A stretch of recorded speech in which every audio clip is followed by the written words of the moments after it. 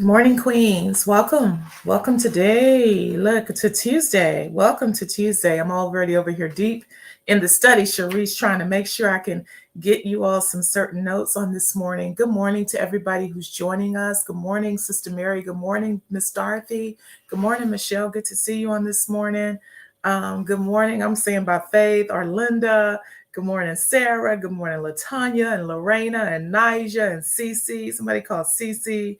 Good morning, Sharon and Donna on the replay. Some of y'all, I know when you're going to do it. Good morning, Internet. Good morning. Let's see who else. Good morning, Shirley. Good morning, Alicia. Good morning, Ann. Good morning, Miss Mary Carey in Dallas. Just good morning to all the queens on today. Good morning, Miss Lois. Good to see you today. Yes, man. I was trying to find something in particular that I wanted to highlight, but let's just start right here. Welcome over here to the community. Good morning, Miss Alice. Good morning, Brashonda. Making you all visible and seeable on this morning. Good to have you. God has something for us. I kept praying and talking to God yesterday and today about like what do we do with our next moment, with this moment, even here in March? What do we do? What do we do with that? What is the thing that you're desiring to do with the ladies? And I do believe that he's given me instructions for today. So let's just start right here. Yesterday, as we were ending our lesson, we're talking about Queen Cleopatra, and the end result of Queen Cleopatra is that she committed suicide. And so we had a moment of just acknowledging that people can be full believers. And so let's start there. Y'all receive that on today. Man, I feel the weight of God. Y'all receive that on today. God wants to rescue his daughters, Gladys. God wants to peel away the hard knocks and the that the world can put on our shoulders and that we can put on our own shoulders. So let's just start right there. We ended with Cleopatra yesterday. Cleopatra had committed suicide after all of her accomplishments, after everything that she'd given of herself to the world, to her kingdom. It says that at the end of it, she had nothing left to give herself, and she locked herself away in a room and she committed suicide, right? And so we fast forward into 2023, where we've been this group who've been trying to just study through Queens and study through God's word, how God sees us, how God looks at us. We're doing the work of embracing how God sees us. Deborah, we're doing the work, Lee, of embracing how God sees us, and really allowing that his word and his examples and his imageries to tear down what the world has said about us, what we have said about us, so that we can truly be theme 2023 well and whole. Said a whole lot there because I'm already in the space of processing. So here was the question yesterday as we left. The title of day 3 was respect. Find out what it means to me, right? But we put that challenge to ourselves, to not put that challenge to someone else to figure out what respect means to us, but for us to figure out from me to me, what does respect look like? From me to me, what does respect look like? And I challenge you all to leave our lesson yesterday doing something for yourself, from yourself to yourself, that symbolized respect for you. So I invite you to jump into the comments even right now. Good morning, Tony. Jump into the comments even right now and just share a quick snippet of what does respect from you to you look like for you? What does respect for you, from you look like to you? What was a thing that you did perhaps even on yesterday that was to self-care, or that was to respect yourself? As we mature and as we grow, many of us are discovering that it's not chasing after certain things that gives us the most respect for ourselves. Sometimes it's just honoring your word to yourself. Like Swan, if I had committed to you that I was going to meet you to go walking at 6 p.m. in the evening, because I said it to you, Swan, I am very probable, like 99.9%, but for an emergency, I'm going to show up. But when I say to Gena, I'm going to get up each morning to have some quiet time, it is easier for me to be lax in my word, because I'm only talking to me about me. And so one of the ways that I am determined to show myself more respect is with the same level of regard that I hold my word when I give it to someone else. I am going to I am working at, I am maturing at having that same level of regard for my word when I give my word to me. Anybody else can identify with that? If you give your word to somebody else, you are going to 100% try to honor it and show up for it. But when you give your word to you, as it relates to maybe eating better or exercising more or resting or having quiet time or going on that vacation or saving or any of those things that better add value to your life, anybody like me, you can find that you can be a little bit lax when it comes to giving your word to yourself and honoring it, right? So a way that I'm going to show respect to me is by honoring my word to me. Good morning, Nikki. Good morning. Good morning, Gladys. Good morning to each of you. So as you're processing, I welcome you to jump into the comments. Backstage when I was even just processing this with Jen. Jen said something interesting. I don't know if she want to come and say it online to the people about how about how she's honoring her word to herself, or if she's dropping that in the comments. But I found it very interesting that she was saying that one of the ways that she is honoring herself is holding fast to her discipline,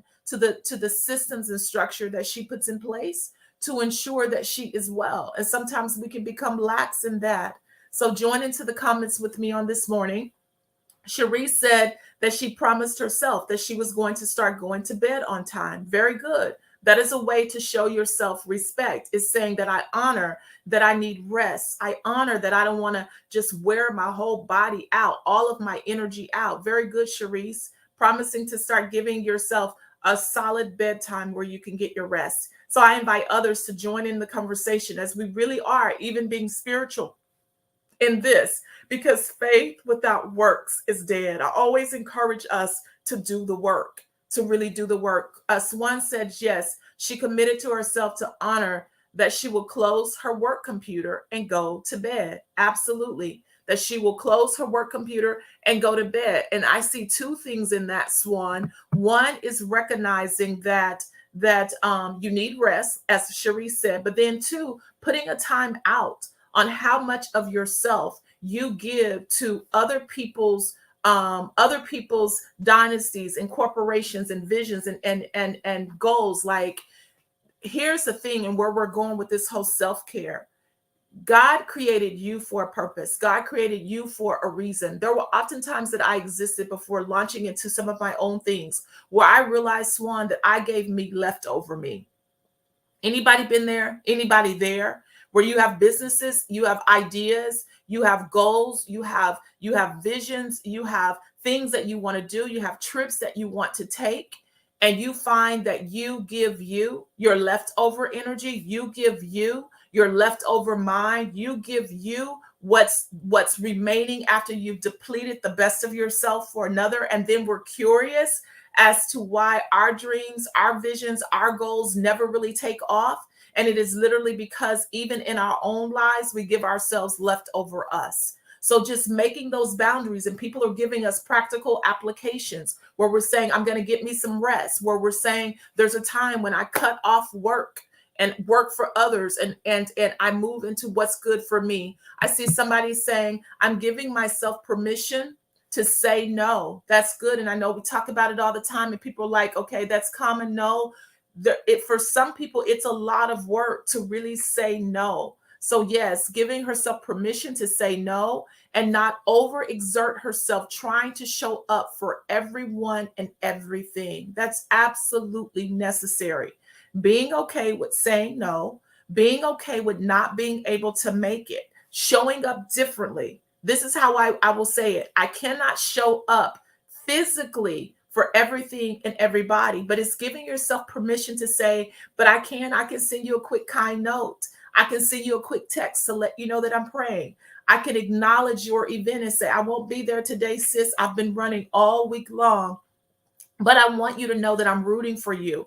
It's giving ourselves grace to expand, is what I'm saying, what showing up looks like. Showing up is not always being in the building. Sometimes showing up is giving a kind word. It's letting a person know that I'm praying that your something is successful. It's sending a gesture, maybe some flowers to the place, or ordering a product and sharing that with someone else. It's telling somebody else about what that person is up to and acknowledging that it has worth. So we give ourselves grace to expand what showing up looks like. So I see people just acknowledging, yes, I too have had to tweak how I show up. I love Sister Arlinda says, I promise myself that I will throw away the leftover desserts from the weekend. Excellent. So there must be a deeper context that you have there about wellness as it relates to your physical body. And so a quick way to do that is to throw away the leftover desserts. And I want us to see the breadth of it, to see the depth of what self-care and showing up for ourselves can look like. But I want us to continue to connect this work and this mindset to what we've been up to all year long in 2023. I want to slow down here and just really bring us back into our story.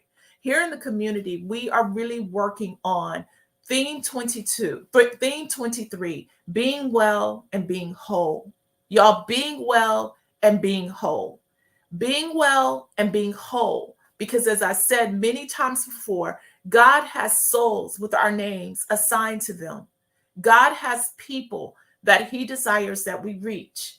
God has women who are suffering from depression, anxiety, suicidal thoughts. That there are women in this community who travel through that, who have the power and the authority to lift them up.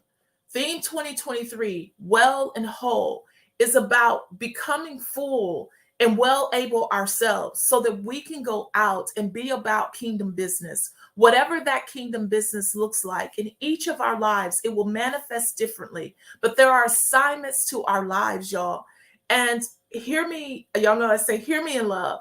Hear me from a place of we are renewing our minds. When we talked about whether it was generational curses versus generational conduct, when we talk about cliche teaching and thinking, there are so many world systems, you all, that we are now a part of, that we are attached to, that we exist in, that have absolutely nothing to do with our God-given purposes. And we give so much value to those thoughts and to those systems and to those ways of operating that literally we can live inside of our own skin, detached from our own purpose. Y'all hear me? We can live committed to certain systems, organizations, ways of being that fill our days and fill our time, but they are not directly associated with who we are called to be, with who God has created us to be. And so at the end of the day, when we stand before him, we have to give an account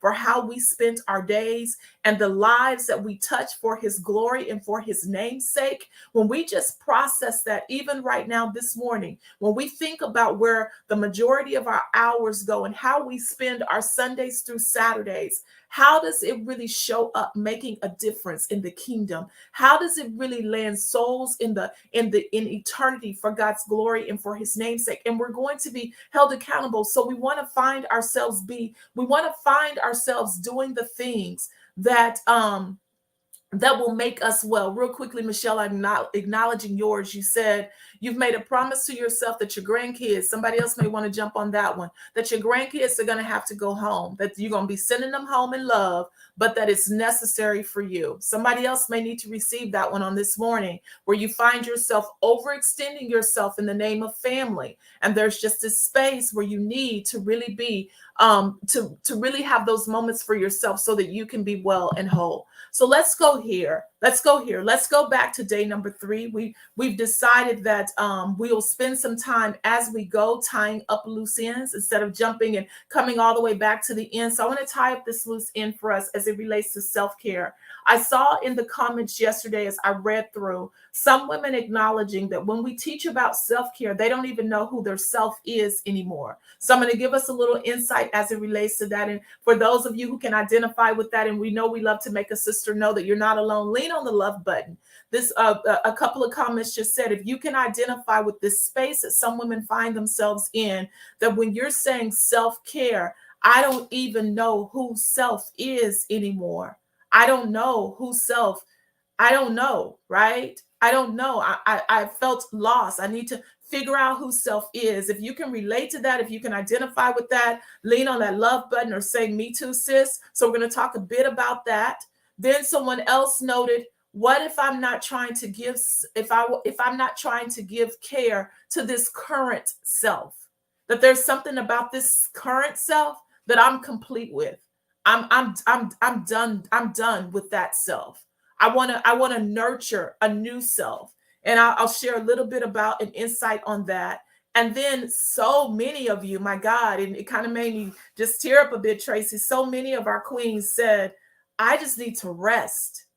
And even as I was reading it on the screen, Sarah, that rest resonated for me in a place. I've read a quote before that says, we can be tired in places beyond our physical bodies. We can be tired in our souls. There's a place where the tiredness is beyond laying down to take a nap.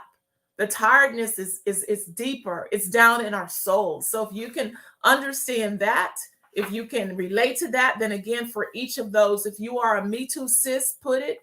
If you are a thumbs up or a heart to let those queens know that they're not alone. Those are some things that I'm going to attempt to address in just our few minutes that we have remaining. So let's go with our affirmation on today. Let's just jump right to the scripture. And it says, I will praise you, for I am fearfully and wonderfully made. Psalms 139:14. I will praise you because I am fearfully and wonderfully made. As we undo what the world has taught us and we embrace what God is saying about us, our intention is to see ourselves like God sees us. And so today we're going to simply say this, because he says, for you are fearfully and wonderfully made. I am going to say, God sees me as God sees me as wonderful. So I see me as wonderful. It's our same one from yesterday, Kim Washington. God sees me as wonderful, so I see me as wonderful. And y'all, I know as we teach certain things and as we tear down old mindsets, sometimes we are declaring by faith what we've not yet experienced. Y'all keep declaring by faith. Man, y'all keep, I'm trying to feel God here.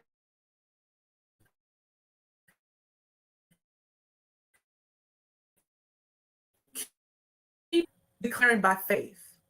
I'm going to follow. Keep declaring by faith what God has said about who you are. Y'all keep declaring by faith. Keep resisting what the world says about us. Keep resisting what you may say about you. Keep resisting what generations have spoken over you. Keep resisting what the fiery darts of the enemy try to plant in your mind.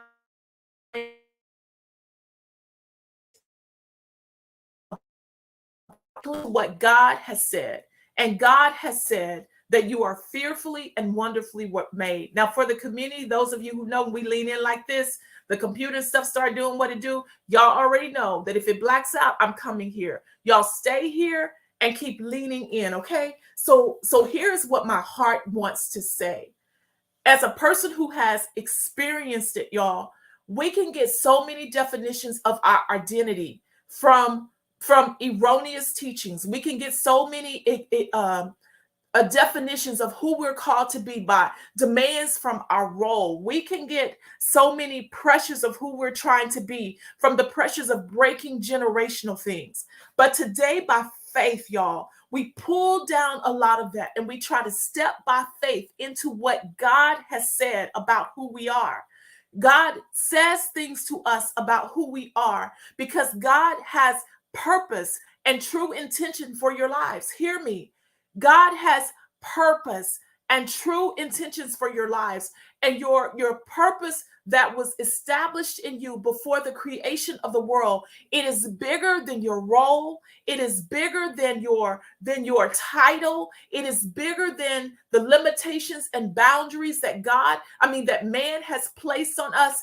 It's bigger. God has something so beautiful and wonderful about who you are. And it is literally attached to existing in this world, not being of it, but being able to exist here so that we can rescue others for his glory and for his name's sake. And we want to be a part of that. Y'all, Tiffany, I have stood in places as a person who's gone through theological training. I've stood in places, and I'm saying these things with truth, and you're just gonna have to hear them from my heart.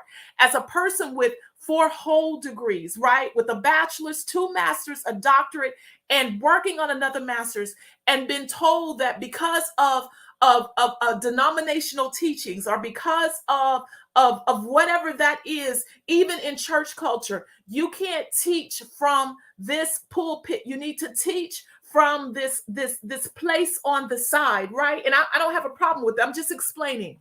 I've been in places where because of this hierarchy, everybody who's of this gender can sit here, but you need to sit over there and towards the back. I've been in places where because of my skin color, you're not invited to come and be a part of this table. And all I'm saying to you is, with all of the accomplishments and all of the accolades, if I allowed myself to believe what man-made organizations can say about my identity, I wouldn't even believe that I'm qualified enough to get on a live and teach, because man can put you up and they can put you down. Man can love you today and hate you tomorrow. Man can endorse you today and then put you in the shadows on a blacklist the next day. There is a freedom that comes when we step into, by faith, what God says about who we are, and we begin to honor that. Man can orchestrate systems where you spend your entire life trying to push their visions and push their goals and push their dreams. And if you ever dare have one for yourself, then you're rebellious or you're out of order. Listen to me. But God, before systems and various things existed, knew you before you were even in your mother's womb, and laid purpose on your life, laid value on your life. And we, in our desire to be well and whole, we have to embrace what God has said about us. If I'm helping anybody on this morning, kind of lift your hand up. I know you may not want folk to know, like, see, I knew something was wrong and fishy and funny about this situation. I knew that I'm called to be more than that help me, or more than that, like really being grounded in the fact that God has purpose for your life. That God has purpose for your life, and that purpose cannot be defined nor limited by what somebody else says about who you are. It can't be defined or limited about somebody liking you today and hating you tomorrow. But that only comes, y'all, that only comes when we truly embrace that God has purpose for our lives. So here's the thing. Let me just go to these loose ends quickly. Knowing self. I was trying to find in the book where I have like a mosaic, and it allows you to begin to answer questions about yourself. So while I won't be able to do that today, maybe we'll come back to it tomorrow. Let me just say this. There is value to standing in the truth and the awareness of understanding that I don't know myself. Y'all, there's value. There's vulnerability and there's boldness. And sitting with that, there's a memory mosaic exercise. I believe that it's in the book, and it allows you to just sit and think. And what you're supposed to do, we do this work in the cohort. What you're supposed to do is give your gut responses to certain prompts. Like if I were to say, I believe in, the first thing that comes in your gut is what you acknowledge and write down. It allows you to begin to capture your first thoughts, your original thoughts, without the influence or the voice of someone else. It is beautiful to be in a space and to acknowledge I'm existing in my own skin. I'm existing under the umbrella of Gena, but I really don't even know who Gena is. I'm going to spend a few months to really sit with me and understand, who am I? Nikki, it's the beauty of going to a restaurant and for perhaps the first time in a long time, not asking everybody else at the table, so what are you ordering? So what are you ordering? Like, it's in the smallest nuances that we've moved away from knowing who we are, right? And so while there's nothing wrong with asking that question, because I do it, sometimes I just do it because I don't want to order what the other person ordered, because my plan is to see if my fork can reach over to their plate and get a little bit of theirs so I can taste something different. But there is also this nuance of, I don't even know what I want to eat. What I'm going to choose to eat is based off of what somebody else chooses to eat. Can you get that? That in our 20s and 30s and 40s, something as simple as making a meal selection, I'm not even really clear about what I want. I love in a particular movie, Runaway Bride, where somebody asked Julia that question in the movie. I forget her name in the movie, but it's Julia. And they said, what kind of eggs do you like? Her answer will forever stick with me, because she said something like, when I'm with Tim, I like fried eggs because Tim ate fried eggs. Remember that? When I'm with John, I eat boiled eggs because John likes boiled eggs. When I'm with Scott, I eat eggs easy over because Scott liked eggs easy. And she sat with herself, realizing that she couldn't even answer the question, how do you like your eggs? Because her answer was always based on who she was with. There's a beauty in really knowing, look, I've lived so many titles and roles and tried to fit into so many positions and be that I don't even know, y'all. That's the first step in growth. Hear me. That's the first step in growth. I see somebody saying they remember. That's literally the first step in growth, is acknowledgement. So if there are critical pieces of your life, don't feel intimidated or ashamed if your real answer is, I don't know. Man, that's beautiful, Alice, when you get to that space of realizing this stuff that I've been choosing, this ain't even me. This time that I give to this vision or this priority, that's not my stuff, that's yours. Like, there's a beauty that comes when you really realize this right here, I've been dedicating so much of me to that, Swan, and that ain't even me. And I'm good with not being able to tell you what is me. Because for right now, I'm clear of what is not. So a part of the journey of knowing yourself, all the way back to people who said that yesterday, who perhaps felt overwhelmed or defeated by that awareness, what I want you to know is you are actually on the first step of getting to a place of knowing yourself, because you realize that this current me that I am living is not it. And that literally is the first step. Y'all understand? That is literally the first step. And so for each of us, I will come back tomorrow. I'll help us with that. I'll find the memory mosaic and we'll walk through it. So if you're interested in some knowing yourself work, be here in the morning on time, ready to go, because we already at our 30 minutes. It's going to be time to go. Then I'm going to say this. If spots open up, because I kind of think they already taken my cohort people, the 12 that we're working up, this is the deep dive work that we do. So when you see the availability to be a part of one, get in it, because there's so much that we have to talk about. But that is the first step, is being aware that I'm not clear is your first step towards clarity. When you start realizing this right here, I spend all my Sundays there. That ain't even really what I'm about. This right here, I do on Tuesdays afternoon, and I'm only doing that because Lori keep telling me to do that. I don't really want to do that. That's not what I do. This right here on Wednesday, Sarah invited me. I've been committed to that for about 18 years. I'm selling Girl Scout cookies with Sarah, and neither one of us don't even like Girl Scout cookies. I don't even know why we're giving so much time and energy to that. And I know those are just made up examples, but that's what it begins to look like when you start sorting through your life and you're able to say, what parts of my time and energy are really going towards things that I value and prioritize, and what parts of my time and energy really are about peer pressure, adult bullying, about feeling like if I don't, I can't be a part of that clique or isolation. What parts are about validating a title or a role, and what parts are genuinely me? When I pull back the layers, what parts are genuinely me? So tomorrow when we come back, we'll go back here. We'll talk about knowing ourselves. I'll give you a tangible tool. We'll talk about the current self. Listen, sis, real quick, what I will say about that is it is okay to outgrow yourself.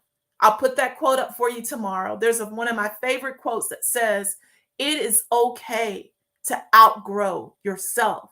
You know how we love to say that we outgrew people? What if that people is me? What if my old way of thinking, my old way of speaking, my old way of dressing, like we can feel committed to old versions of ourselves. It is okay to outgrow ourselves. And when you bump into those people who say, oh, you sure have changed, your response will be, did, yes, yes, you sure did change, everybody with me, did, yes, growing. It is okay to outgrow yourself. So we'll talk about our current self.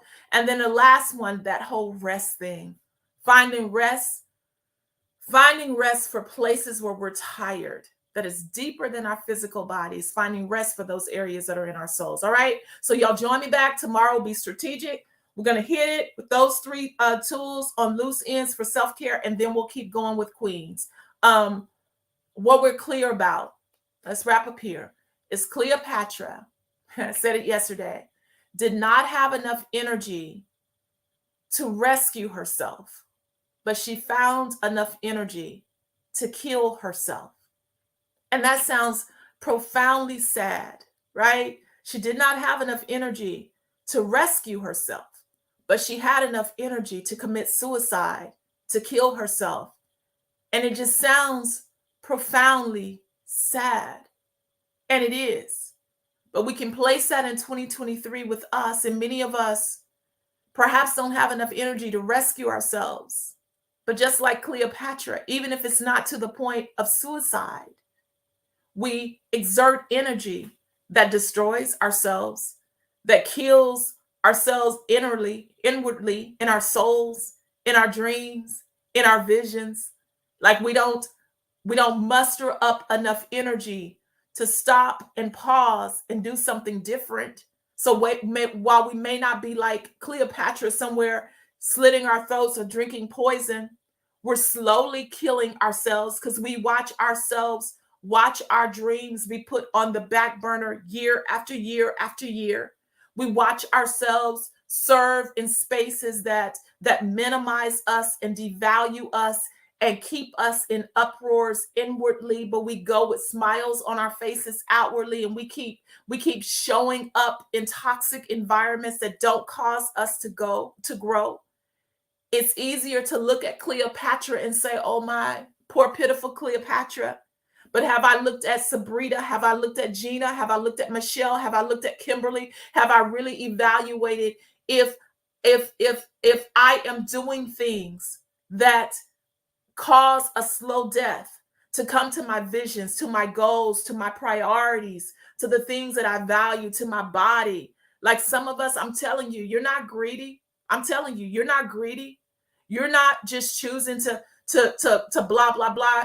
Your stress, your depression, your anxiety shows up in eating because you're in situations that cause you to not even think about it, but you'll go and grab a bag of chips or you'll grab a this or that, and it's comfort eating. I'm just telling women that we engage in lots of things that really do mirror the behaviors of Cleopatra, and it is not an outwardly suicide, but yeah. For many of you, I can already know because I've lived it and I'm working through it. We're no longer, y'all. If you'll join me right there, we're no longer am I willing to lay down my life for the sake of putting somebody else's stuff first. This is what I know, and embracing how God sees me. God is not a respecter of persons, Tiffany. Hear me. God did not put Tiffany on this earth to place second place to Gena. He did not. And God did not put Gena on this earth to place second place to Tiffany. God is not a respecter of that. God loves all of us, and he has purpose and he has assignments for all of our lives. He deems them as valuable. He deems them as useful for kingdom building. And we got to see ourselves the same way. All right. Yeah, Sharice, that's my thing. I'm just no longer willing to push me aside in my own life for somebody else's visions and dreams and goals. I have stuff, Nikki, that's worth living out, and you do too. All right, everybody. So we'll come back tomorrow. We'll jump in real quick. I'm going to try to stay very focused. Talk to us about these 3 strategies, and we'll be ready to go. Yes. So I wanted to put up our confession so we can stay locked into that. We'll say that, and then I'm going to honor this time too. So here is our community affirmation. Everybody with me. Let's go ahead and say it. I am a kingdom woman. I am a mature woman. I have his thoughts. I have his ways. I have his words. Thus, I have his results in my life today in Jesus' name. All right, everybody. I'll see you right back here in the morning, bright and early. We're going to hit these 3 strategies. As always, I honor the greatness that's on the inside of you. Y'all take care.